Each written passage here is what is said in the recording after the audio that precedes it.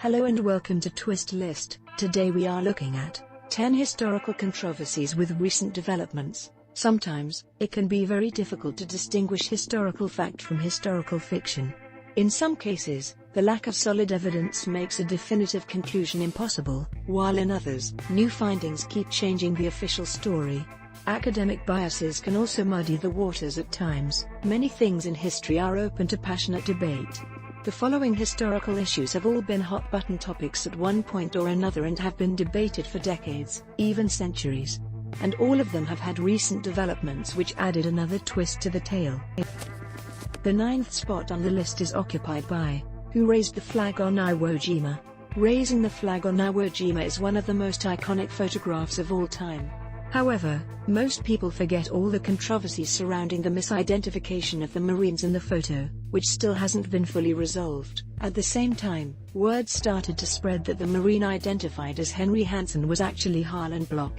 Ira Hayes claimed this was true and that he was told to keep quiet, as the official identifications had already been released. It wasn't until Block's mother wrote her congressman that an inquiry was opened which rectified the misidentification. Originally, the 6 soldiers were identified as Ira Hayes, Rene Gagnon, Henry Hansen, Michael Strank, John Bradley, and Franklin Sousley. President Roosevelt wanted to bring them back and use them in a bond drive to raise funds.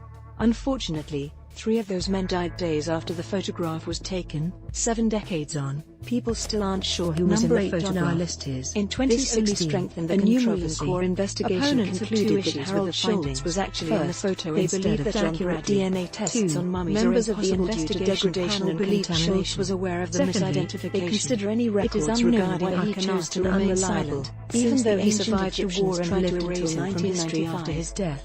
Ancient Egypt still holds many mysteries to us. Currently, experts are debating whether or not we've solved one of those mysteries using modern technology, the identity of the KV-55 mummy. Other experts weren't convinced, though, arguing that the methods used to establish a mummy's age of death weren't completely reliable. The skeleton also showed possible signs of Froelich's syndrome, which could have stunted normal growth. KV-55 is a tomb in the Valley of the Kings discovered in 1907. The sarcophagus found inside had been desecrated, and its face mask was ripped off and inscriptions chiseled away. For over a century, Egyptologists have been debating the identity of the mummy. Other artifacts found in the tomb tentatively made scholars believe its inhabitant was the infamous pharaoh Akhenaten, father of Tutankhamun and religious heretic. However, examination of the skeleton placed the mummy's age at 20 to 25 years. Many proclaimed this was too young to be Akhenaten and that the mummy was more likely his short-lived successor. In 2017, a new team of experts presented in 2010 came out in favor of Akhenaten. It also contains details about the murders that should not have been known to anyone outside several years showed that the KV-55 mummy was the son of Amenhotep III and father of Tutankhamun. 3. According to inscriptions that would be months and years to come. We found there have been hundreds of books and countless theories about Jack the Ripper. Despite this, new developments still happen that spur on the debate regarding the identity of the notorious serial killer. Obviously, there were many skeptics who promptly dismissed the diary as a hoax. To make matters worse, Barrett was evasive about how he obtained the diary and changed his story several times. At one point, he even signed an affidavit saying he was the author, but he later retracted it. Back in 1992, Ripperologists were stunned when a man named Michael Barrett presented what he claimed was the diary of Jack the Ripper. Allegedly, it belonged to a wealthy cotton merchant from Liverpool named James Maybrick. He described the 5 canonical murders in detail, as well as a 6th one, and revealed that he was, indeed, Jack the Ripper. Experts performed several tests on the diary, particularly on the ink to try and date it. While nothing was ever definitive, nothing was found that was inconsistent with 1888. There was also circumstantial evidence which strengthened Barrett's case. Maybrick died in 1889, which could explain why the Ripper stopped killing.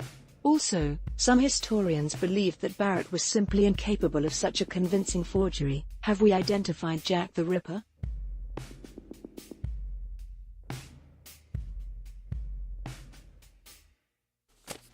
Number 6 on the list is, did ancient humans settle in Beringia? New archaeological discoveries are constantly rewriting history, especially when it comes to the first human settlements. Not all new ideas are embraced with open arms, though, especially when they contradict long-held beliefs. In 1977, an archaeologist named Jacques Cinq-Mars began excavating the Bluefish Caves in Canada.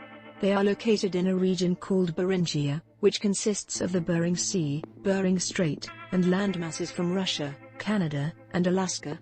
Thousands of years ago, Beringia was one land before being submerged by the ocean. Cinq-Mars claimed he found tool marks on horse and mammoth bones, which were dated up to 24,000 years ago. Therefore, Cinq-Mars presented the Beringian standstill hypothesis, the idea that ancient humans made a 10,000-year stop in Beringia before settling in North America. It has been accepted for decades that the Clovis people were the first to settle in the Americas roughly 13,000 years ago.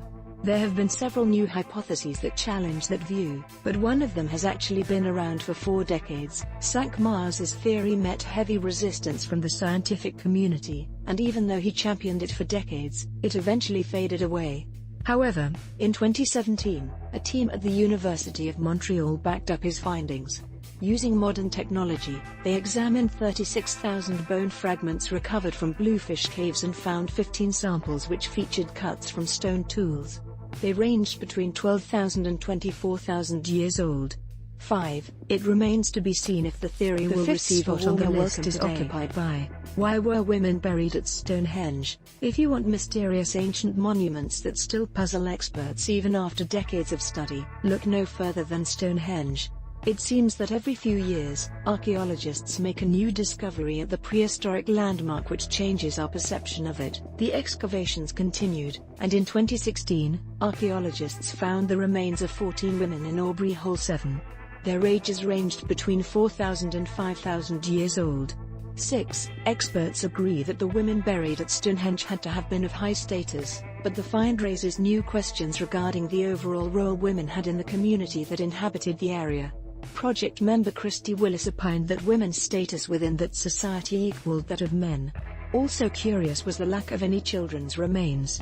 Archaeologist Mike Pitts speculated that they had also been cremated, but their ashes were scattered instead of buried. One of the most curious features of Stonehenge are the Aubrey Holes, a ring of 56 chalk pits surrounding the main structure. They have been excavated since the 1920s and have revealed cremated remains, showing that, at least in its early stages, Stonehenge functioned as a cemetery.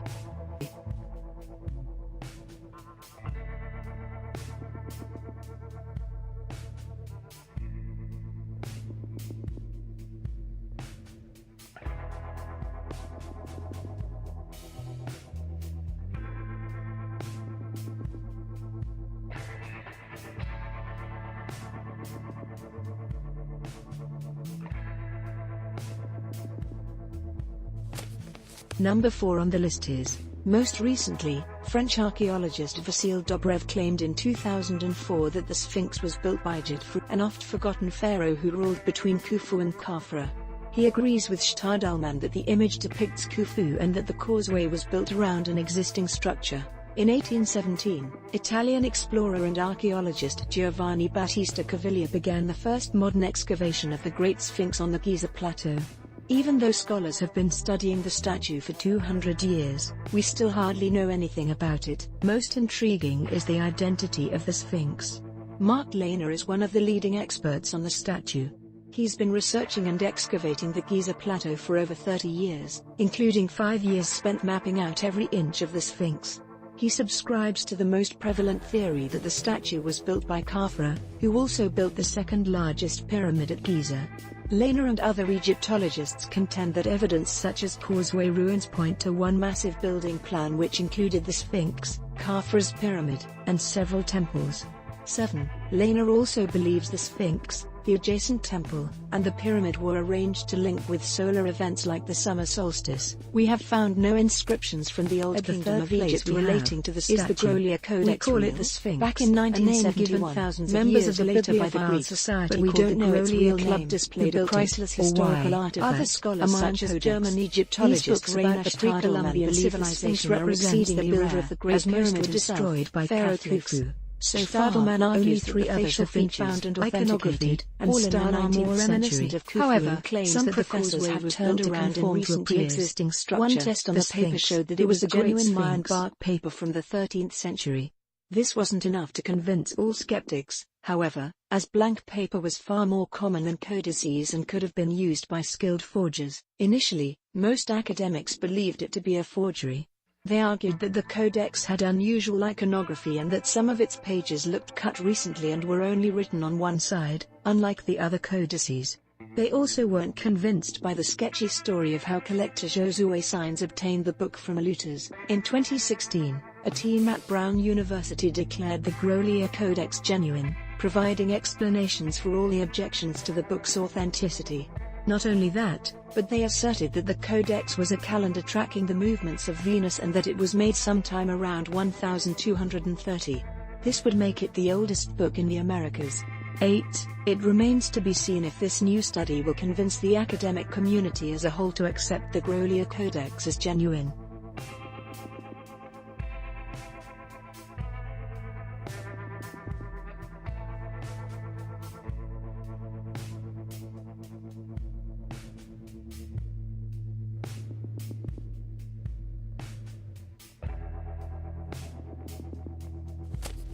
At the second spot is, did we find Nefertiti 100 years ago? Queen Nefertiti is one of the most prominent and scandalous names to come out of ancient Egypt, and Egyptologists have been looking for her tomb for decades.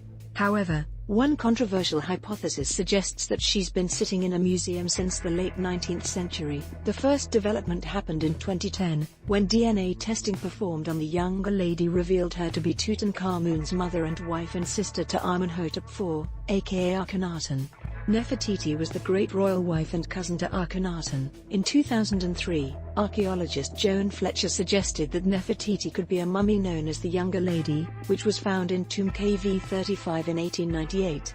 She reasoned that the mummy had a wig with a Nubian hairstyle and a double-pierced ear, which were attributed to Nefertiti and rare in her time.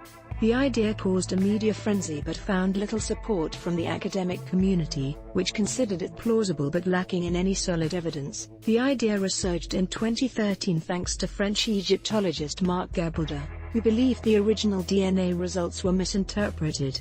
Initially, the genetic closeness between the Younger Lady and Tutankhamun was attributed to brother-to-sister mating. However, Gabaldon claimed the same result could be obtained through 3 successive generations of marriage between first cousins. 9. That would mean that the Younger Lady is Nefertiti and mother to Tutankhamun. Others contend that the mummy is an unnamed daughter of Amenhotep III and Queen Tia. When did, piecing together the various stages of human evolution has proven to be one of the most ambitious scientific endeavors in history. New pieces of evidence are constantly being found which challenge our beliefs. In 2017, we found something that might force us to rewrite human history entirely: 315,000-year-old fossils of Homo sapiens. 10. They are notable for 2 reasons. They are 100,000 years older than the previous oldest fossils, and they didn't come from sub-Saharan Africa. Not everyone is convinced the remains come from Homo sapiens. Paleoanthropologist Maria Martinon Torres points to the lack of the prominent chins and foreheads characteristic of our species. It's still too early to tell what kind of impact the find will have on our evolutionary history. Hubling believes that early humans formed a large, interbreeding population which dispersed all over Africa instead of being confined to one region. Others have suggested the fossils belong to an archaic species of humans which survived until Homo sapiens came from the south and replaced them. The discovery was made at an archaeological site named Jebel Ahad in Morocco following a 10-year dig. A team led by paleoanthropologist Jean-Jacques Hublin found skulls, jawbones, and tools, which were initially thought to be Neanderthal and no more than 40,000 years old. However, the surrounding fauna seemed to be much older. Subsequent thermoluminescence dating tests placed the age of the tools at 315,000 years, and radiocarbon dating showed the bones to be between 280,000 and 350,000 years old. It's now accepted that the Iraq War was nothing short of a total disaster: mass civilian casualties, no weapons of mass destruction found, and a country that remains a shattered ruin to this day. But hey, that's war, right? Civilian casualties are to be expected. Only these weren't just accidents. By almost every measure, they were war crimes. From the murder of 2 journalists to the slaughter of surrendering insurgents, almost every record of the conflict shows a litany of horrific abuses. Prisoners handed over for torture, American rape squads stalking villages, abusing and murdering teenage girls, civilians gunned down at checkpoints, and helicopter gun runs over peaceful neighborhoods that saw the murder of dozens of innocent people. Almost none of these crimes have been accounted for, no apology given or compensation paid out. To this day, people describe the invasion as a humanitarian mission without a hint of irony. And now we're aggressively prosecuting the guy who brought all this to light. If that's our definition of humanitarian, we've got a heck of a long way to go.